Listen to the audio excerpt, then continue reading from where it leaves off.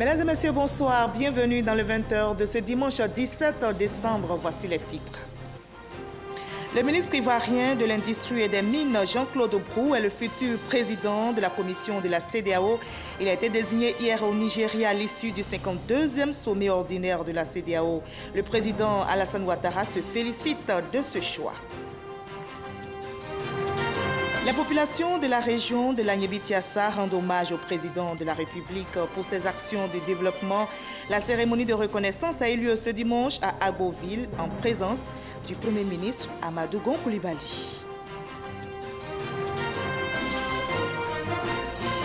C'est un soulagement pour les malades du cancer. La Côte d'Ivoire vient de se doter d'un centre national de radiothérapie. Ce premier centre qui sera inauguré demain lundi va permettre d'améliorer le traitement et les conditions de prise en charge des malades. Enfin, en Afrique du Sud, le président Jacob Zuma quitte la tête de l'ANC, le Congrès national africain. Les délégués du parti au pouvoir doivent élire ce dimanche son successeur. Deux candidats sont en liste, la ministre Zuma et le vice-président Cyril Ramaphosa. Soyez les bienvenus sur RTI1. La CEDEAO a un nouveau président. Il s'agit de l'Ivoirien Jean-Claude Brou. Il a été désigné président de la commission hier à Abuja, au Nigeria, à l'issue de la 52e session ordinaire de la CEDEAO. Il prendra fonction en mars 2018 et remplacera à ce poste Marcel de Souza. Le président Alassane Ouattara, présent à ce sommet, a salué la désignation de l'Ivoirien. Envoyé spécial à Abuja, Jérôme Koufi Aboulé. La Côte d'Ivoire a l'honneur au 52e sommet de la CEDEAO. Le prochain président de la commission de cette institution est ivoirien. Il s'agit du ministre Jean-Claude Brou, le président de la République de Côte d'Ivoire, Alassane Ouattara, présent parmi les chefs d'État et de gouvernement à cette session ordinaire qui vient de se tenir dans la capitale nigériane, en est heureux. Il donne la nouvelle comme l'une des grandes décisions prises par cette rencontre d'Abuja. Nous avons passé en revue vraiment tous les grands dossiers de la CEDEAO, les dossiers au niveau donc, des États où il y a des difficultés et nous avons trouvé des solutions, que ce soit la Guinée-Bissau, que ce soit d'autres pays. Mais nous sommes satisfaits de la situation au Togo, nous sommes satisfaits des décisions qui ont été prises. Nous avons revu la situation économique qui s'améliore également grâce à l'évolution positive du Nigeria. Nous avons passé en revue les questions de sécurité. Nous félicitons le Nigeria pour les progrès faits dans la lutte contre Boko Haram. Et nous avons aussi pris des décisions institutionnelles. Et la plus importante, c'était donc la désignation du président de la commission. Et j'ai le grand bonheur d'ajouter à nos concitoyens que la Côte d'Ivoire a eu l'honneur d'avoir le poste de président de la commission. Et nous avons d'ailleurs proposé donc notre frère Jean-Claude Brou, le ministre de l'Industrie et des Mines, qui sera le prochain président de la commission à compter du 1er mars 2018. Face aux grands défis tels la sécurité, la problématique de la migration, la 52e session ordinaire de la conférence des chefs d'État et de gouvernement de la CEDEAO en appelle à plus de solidarité de la part de ses pays membres. Solidarité à travers la bonne gouvernance, la démocratie pour la paix et surtout la création d'emplois pour les jeunes. Toutefois, pour le président en exercice de la CEDEAO, le chef de l'État togolais Faure Gnassingbé, seuls les moyens adéquats de fonctionnement permettront à la communauté sous-régionale d'atteindre ses objectifs. Nos institutions sous-régionales, en particulier la commission de la CEDEAO, ne peuvent pas être performantes comme nous le souhaitons si nous ne leur pas de moyens nécessaires à leur fonctionnement. Conformément à nos directives par le passé, la réforme institutionnelle engagée depuis quelques années devrait nous permettre, à travers une gestion plus efficiente et rigoureuse, non seulement de contenir les dépenses, mais également de consacrer 60% des ressources mises à leur disposition aux projets de développement économique et social en faveur de nos populations. C'est pourquoi je lance un vibrant appel aux États membres pour la mise en œuvre diligente de toutes les dispositions du protocole sur le prélèvement communautaire destiné aux institutions de notre communauté.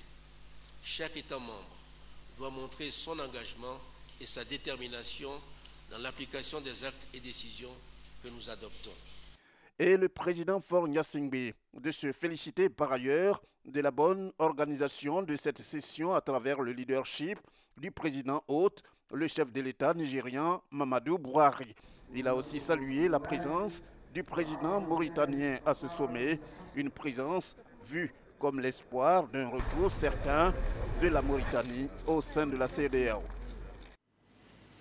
Et la désignation de la Côte d'Ivoire à la présidence de la commission de l'institution sous-régionale a été saluée à Abuja, tout comme à Abidjan. Mais qui est Jean-Claude Brou? Que retenir de son parcours? Qu'est-ce qui a milité en sa faveur à Abuja? Voyons les éléments de réponse dans ce portrait de nouveau président de la commission de la CEDEAO avec Adama Koni.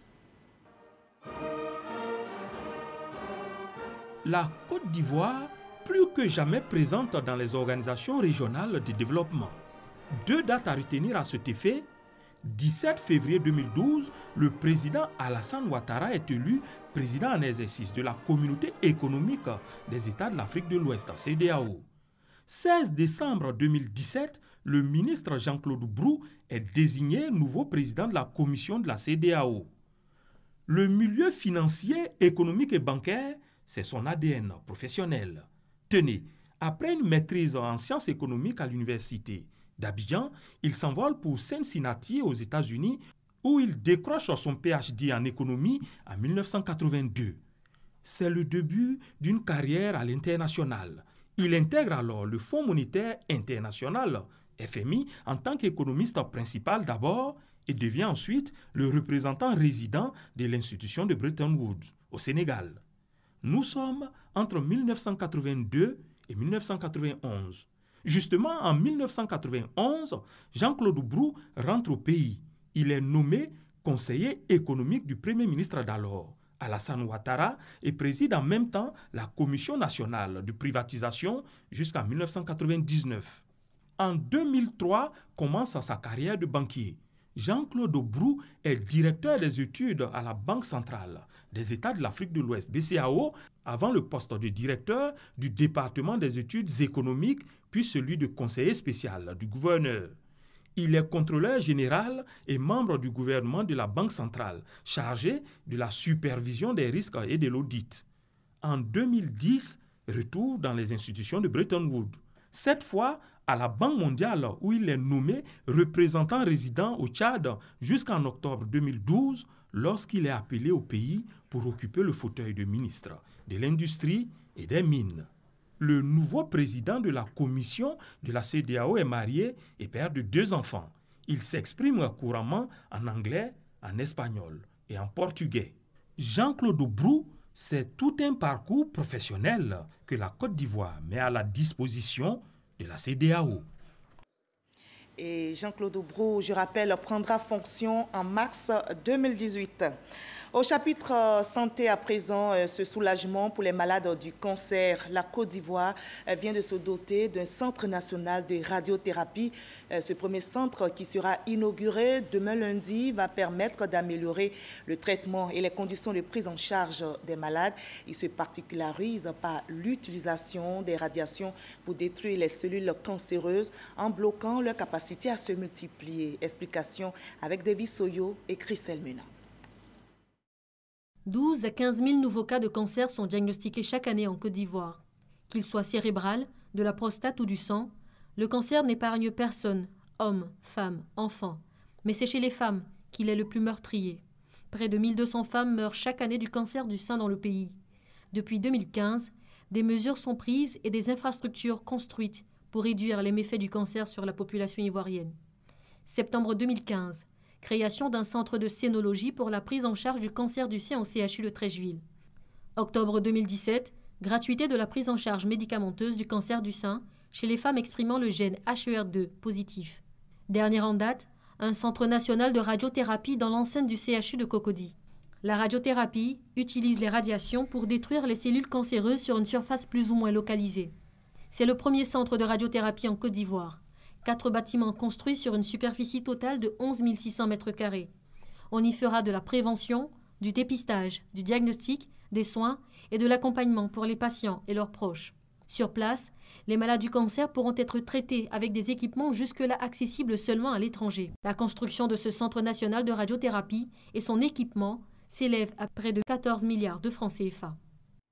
Et toujours en santé, la Côte d'Ivoire s'investit dans la démarche qualité. 17 experts marocains de la santé sont à Abidjan. Ils forment depuis quelques semaines maintenant les sages-femmes et les responsables des CHU de Cocody, de Trècheville et de Yopougon, essentiellement dans les domaines des urgences obstétricales et de la démarche qualité. L'initiative est du ministère de la Santé et de l'Hygiène publique. Delphine Blas. On est devant une complication, c'est une dystocie des épaules. Donc la sage-femme, elle est en train de faire le dégagement. Elle a demandé l'aide, elle a fait une épisiotomie, une large d'épisiotomie. Et voilà, le nouveau-né est en train de sortir très bien. Cet accouchement qui s'est heureusement bien passé est en réalité une simulation. L'un des exercices soumis aux sages-femmes ivoiriennes par des experts marocains de la santé dans le cadre de la collaboration entre le Royaume chérifien et la Côte d'Ivoire. Ce programme de renforcement des capacités, il est basé sur des situations réelles. On n'est pas dans la théorie, on est dans la pratique. Et l'idée, c'est de s'inscrire dans un partenariat gagnant-gagnant pour pouvoir permettre, je dirais, aux deux parties de partager leur expérience. Les sages-femmes ivoiriennes, désormais outillées pour faire face aux urgences obstétricales et néonatales. Mais il n'y a pas qu'elles. Cette collaboration ivoiro-marocaine s'étend aussi aux chefs de département et chefs de service des 3 centres hospitaliers et universitaires du district d'Abidjan. Avec eux, les 17 experts marocains échangent sur la démarche qualité. L'objectif, c'est de vous accompagner aussi à travers toutes ces formations pour amener vos centres de santé aujourd'hui à être plus performants et à répondre plus aux normes de la santé internationale. C'est une exigence aujourd'hui, d'autant plus que nous nous trouvons dans un espace hospitalier où le défaut, les dysfonctionnements ne sont pas permis. Parce qu'en cas d'erreur, c'est une perte humaine. La collaboration initiée par la ministre de la Santé et de l'Hygiène publique est à sa 6e semaine. Elle prend fin le 22 décembre prochain.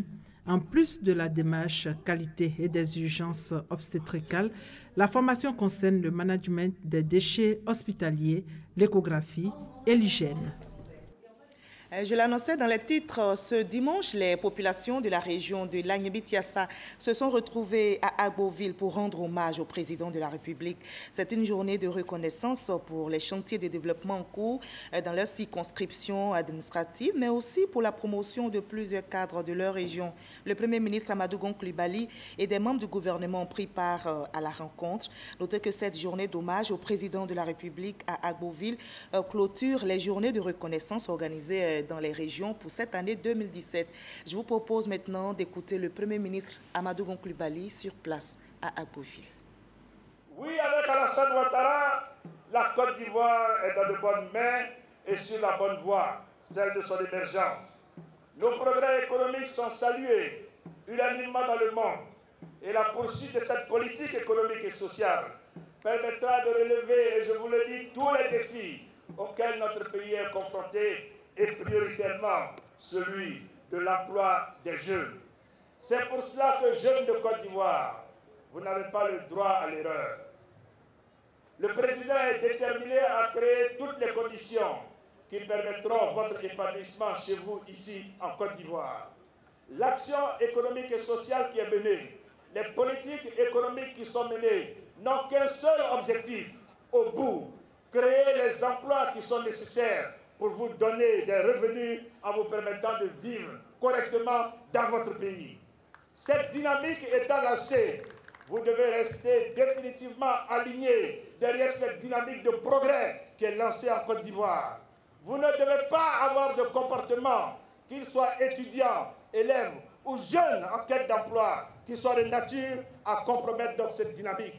Parce que cette dynamique, elle est faite pour vous. Elle n'est pas faite pour quelqu'un d'autre. Chers chefs traditionnels, c'est vers vous que je voudrais à présent me tourner. Votre responsabilité est grande. Vous incarnez la sagesse et la raison. Jouez pleinement votre rôle de régulateur social et c'est la Djébi Tiassa qui aura gagné. C'est toute la Côte d'Ivoire qui se portera bien. J'invite donc à nouveau les cadres et les populations de cette belle région à soutenir leur chef et à poursuivre les efforts pour consolider la paix dans la Djébi Tiassa et partant en Côte d'Ivoire. Les détails de ce reportage dans nos prochaines éditions.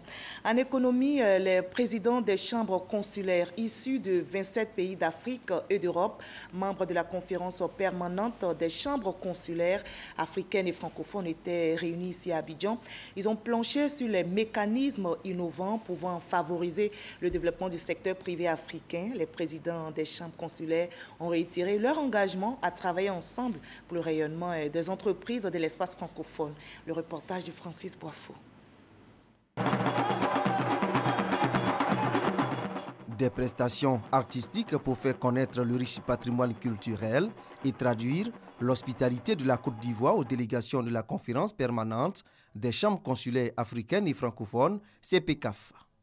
Son but, contribuer au développement du secteur privé africain par la coopération entre les chambres consulaires, membres de son réseau.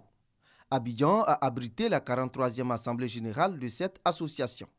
Je reste résolument convaincu qu'il n'y a pas de meilleur organisme que nos chambres consulaires pour faciliter le dialogue secteur public-secteur privé. Nous allons continuer à travailler pour nous rendre plus efficaces, encore dans la mise en œuvre des solutions pratiques de terrain pour le développement économique local. Le ministre, gouverneur du district d'Abidjan, représentait le Premier ministre Amadou Gon Coulibaly à cette rencontre. Robert Begré-Mambé a invité les participants à faire preuve d'imagination pour favoriser la création d'entreprises dans les pays africains. Avec les entreprises privées, nos pays peuvent éviter le phénomène de l'immigration par la Méditerranée et que chacun de nous fasse l'effort pour capter les opportunités que nous offrent ces grandes entreprises dont on connaît la capacité et qu'on voudrait encourager. La conférence permanente des chambres consulaires africaines et francophones, CPCAF, a été créée en 1973 par les présidents Félix Houphouët-Boigny de la Côte d'Ivoire, Léopold Sédar Senghor du Sénégal et Georges Pompidou de la France.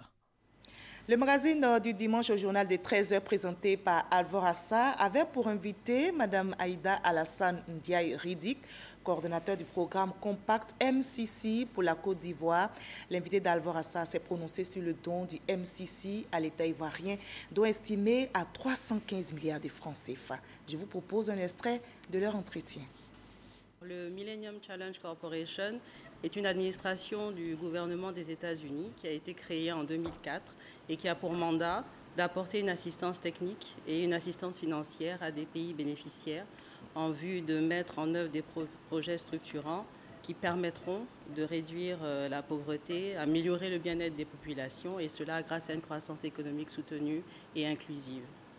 Alors les bénéficiaires, comme on l'a indiqué, des programmes compacts, c'est la population en général, la population vulnérable en particulier. Nous parlons bien sûr des femmes, des jeunes et des enfants. Le choix des projets que nous allons mettre en œuvre, comme je l'ai indiqué, est basé sur une analyse des contraintes à la croissance pour effectivement savoir quels sont les secteurs qui seront bénéfiques pour pouvoir soutenir et relancer notre croissance.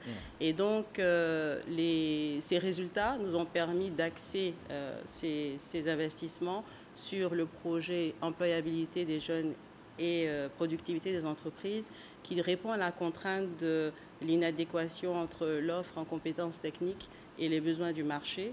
Et le second projet, le projet transport, qui concerne effectivement le mouvement des biens et des personnes, donc une amélioration de la fluidité des biens et des personnes dans la ville d'Abidjan. On ouvre le chapitre religion de ce 20. Le Vitré II, dans le diocèse de Grand-Bassam, a inauguré sa toute nouvelle chapelle. C'est Monseigneur Raymond Awa, évêque du diocèse, qui a consacré cet édifice religieux. La cérémonie s'est déroulée en présence de plusieurs personnalités, dont la ministre Anne-Désirée Oloto et de Mme Poiti Chantal. Elle représentait la première dame Dominique Ouattara, marraine de cette cérémonie. Chantal et Ouma Kandan. Situé à 20 minutes du centre-ville de Grand-Bassam, le village de Vitré II vient de consacrer sa toute nouvelle église catholique, baptisée Immaculée Conception. L'édifice religieux a coûté plus de 500 millions de francs CFA avec une capacité de 500 places. Un don du roi de Mossou, Nonon Kanga Assoumou. Aujourd'hui, l'église Immaculée Conception fait la fierté des vitrins. Hier, ce n'était pas comme ça. C'était en bambou dans le fond du village là-bas. Et quand c'est tombé en ruine, on faisait la messe chez un douanier, son salon. C'est après ça que le père Mario était venu la demander des briques, des ciments, je ne sais pas, pour nous faire une petite chapelle. Conformément aux exigences de l'Église catholique, les clés de cette bâtisse ont été remises à l'évêque du diocèse de Grand-Bassam, Monseigneur Raymond Aoua, qui a procédé à la bénédiction des lieux. Dans son homélie, l'évêque de Grand-Bassam a loué l'acte hautement spirituel posé par le roi de Mossou à travers ce don. Pour Dieu, aucun sacrifice n'est de trop. Vous qui venez de nous le prouver, à travers ce don, le don de ce complexe religieux, comprenant une église, un presbytère et ses annexes, une grotte offerte à Maman Marie. Il faut reconnaître que pour Dieu, la grandeur et l'essentiel d'une œuvre dédiée à Dieu ne réside pas tant dans les dimensions que dans la perfection. Cette cérémonie a vu la participation d'autres confessions religieuses venues soutenir leurs frères chrétiens catholiques. Ont également rehaussé de leur présence les autorités administratives et politiques du pays. Depuis 2015, des guides religieux musulmans de Côte d'Ivoire, avec à leur tête le président du Conseil supérieur des imams, sont membres du parti du Conseil supérieur de la Fondation Mohamed VI. Notez que ces guides religieux ivoiriens ainsi que ceux de 32 pays africains se sont retrouvés au Maroc pour réfléchir sur la promotion des préceptes islamiques. Les explications de Kone Pagasso. Cheikh Boakari Fofana, Cheikh Moustapha Sonta, Imam Traoré Mamadou et Dr Younous Touré, 4 guides religieux musulmans ivoiriens nommés par le roi Mohamed VI du Maroc en 2015 dans le Conseil supérieur de la fondation qui porte son nom. Représentant les guides religieux musulmans de la Côte d'Ivoire, ils ont pris part à Fès au Maroc à l'Assemblée du Conseil supérieur de la Fondation Mohamed VI des ulémas africains. L'objectif de cette rencontre, la mise en évidence et la promotion des préceptes islamiques, la diffusion de la pensée islamique modérée, mais aussi la consolidation des relations historiques entre le royaume chérifien et les autres pays africains. Nous avons eu à travailler depuis hier jusqu'à aujourd'hui sur des thèmes qui nous intéressent tous. Comment combattre l'extrémisme? Il faut faire en sorte que les Africains puissent mieux comprendre et cerner les problèmes de leur religion pour que cette religion soit une religion de réconciliation, une religion de pacification en Afrique. Heureuse de cette initiative, la délégation ivoirienne entend apporter sa contribution à sa réussite et à la promotion d'un islam de tolérance. Nous sommes en phase, n'est-ce pas, avec la vision du roi Mohamed VI, de rappeler aux gens les fondements même de l'islam, de rappeler aux gens que l'islam est une religion de paix avant tout autre. L'islam, c'est le vivre ensemble avec les autres. C'est une vision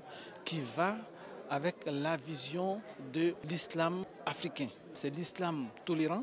Et c'est l'islam qui n'est pas du tout en phase avec l'extrémisme. À l'issue de cette assemblée, plusieurs propositions et recommandations ont été faites. Cela en vue de promouvoir les idéaux et la vision du Conseil supérieur de la Fondation Mohamed VI des ulémas africains. Et loin du Maroc, ici en Côte d'Ivoire, la garde républicaine a célébré le 30e anniversaire de sa musique au sein de sa base au plateau. Au cours donc de cette rencontre, le chef d'état-major général des forces armées de Côte d'Ivoire, qui représentait pour l'occasion le ministre d'État, ministre de la Défense, a profité pour décorer des militaires qui feront valoir leur droit à la retraite le 31 décembre de cette année 2017. Ahmed Traoré, Astou Touré. Créée en octobre 1985 par la volonté de feu le président Félix Houphouët-Boigny, la musique de la garde républicaine est une formation en service au sein des FACI, Forces armées de Côte d'Ivoire. C'est à partir de décembre 1987 que l'on assistera aux premières prestations télévisées de cette formation militaire. Mon souhait est que la musique de la garde républicaine, qui est une unité de prestige de la Côte d'Ivoire, continue à évoluer avec le soutien de sa hiérarchie. C'est un sentiment de joie de célébrer 30 ans de la musique de la garde républicaine Et on sait aujourd'hui cette garde républicaine, c'est la musique qui est au top aujourd'hui pour suivre le président partout où il va et interpréter les hymnes de tous les pays. La célébration du trentenaire de la musique de la garde républicaine a été l'occasion pour le chef d'état-major des armées de décorer au nom du ministre d'État, ministre de la Défense, une vingtaine de militaires de la garde républicaine. Je voudrais donc saisir cette opportunité pour remercier et féliciter tous les récipiendaires ici présents, et plus particulièrement M. Robert Antoine, fondateur de la musique de la garde républicaine, qui fait ses 30 ans. Une démarche bien appréciée par les récipiendaires. Entourés de nos proches, de nos amis et de nos frères d'armes, nous sommes débordants de joie et d'honneur inestimables face à ces distinctions honorifiques. La musique de la garde républicaine a pour mission d'assurer les honneurs militaires lors des déplacements du président de la République. Partant, elle accueille aussi les chefs d'État étrangers et participe à l'animation des cérémonies nationales et militaires. Je vous propose maintenant le reste de l'actualité dans le 7 sur 7. Qu'est-ce qui a marqué l'actualité internationale cette semaine? On fait le tour du monde dans le 7 sur 7 avec Gabriel Zani.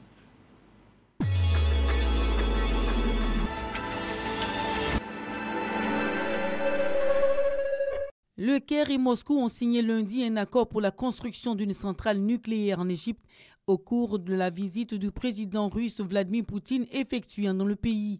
Il s'agit d'abord de la construction d'une première centrale pour la production d'électricité à Dabara, à l'ouest d'Alexandrie. L'accord prévoit la construction de 4 réacteurs ainsi qu'un transfert de technologie et de savoir-faire dans le domaine nucléaire pacifique. Près de 400 000 enfants congolais risquent d'être atteints d'une malnutrition sévère dans la région du Kasaï, dans le centre de la République démocratique du Congo, en raison des violences en cours, a prévenu mardi l'UNICEF. La crise au Kasaï a gravement empiété sur les programmes de santé au cours des derniers mois, assure l'agence onusienne. L'UNICEF a besoin de plus de 40 millions de dollars américains pour sa réponse d'urgence dans le Kasaï. La Commission électorale nationale au Libéria a fixé au 26 décembre le second tour du scrutin présidentiel qui opposera l'ancien footballeur Georges Weah au vice-président sortant Joseph Boakai. Mais ce second tour pourrait-il se tenir? Le vice-président Joseph Boakai vient de déposer un autre recours devant la Cour suprême et il dénie à la NEC le pouvoir de fixer la date du second tour dont il demande le report. Une collision entre un train et un bus scolaire survenue jeudi à Milas en France à un passage à niveau a provoqué la mort d'au moins 4 enfants. Le bilan est également de 24 blessés très graves, dont 21 collégiens qui se trouvaient dans le bus et 3 personnes dans le TER. Des enquêtes sont ouvertes pour déterminer les causes de la collision. Le vendredi, le Soudan du Sud est entré dans sa 5e année de guerre civile. L'ONU appelle les partis ainsi que la communauté internationale à agir face à la situation humanitaire critique dans le pays. L'organisation a prorogé le mandat de ses casques bleus à la veille de ce triste anniversaire. La MINUST reste donc au Soudan du Sud jusqu'au 15 mars 2018. Le Conseil de sécurité des Nations Unies s'est penché samedi sur un projet de résolution demandant l'annulation des décisions récentes relatives à la ville de Jérusalem. Le 6 décembre, le président américain Donald Trump avait annoncé reconnaître la ville sainte comme capitale d'Israël. Ce texte préparé par l'Égypte, transmis au Conseil de sécurité de l'ONU, devrait bénéficier d'un large soutien, mais il est probable que les États-Unis opposent leur veto. Ce dimanche, 2 favoris en liste pour briguer la présidence de l'ANC. Il s'agit du vice-président Cyril Ramaphosa, ancien syndicaliste, et de Nkosinzana Dlamini Zuma, ancienne patronne de l'Union africaine. Un choix crucial à 2 ans des prochaines échéances électorales. Le vainqueur de ce duel a de bonnes chances de devenir le prochain président du pays en 2019, la fin du 2e quinquennat de Jacob Zuma. Le Conseil national africain est au pouvoir depuis 1994 en Afrique du Sud.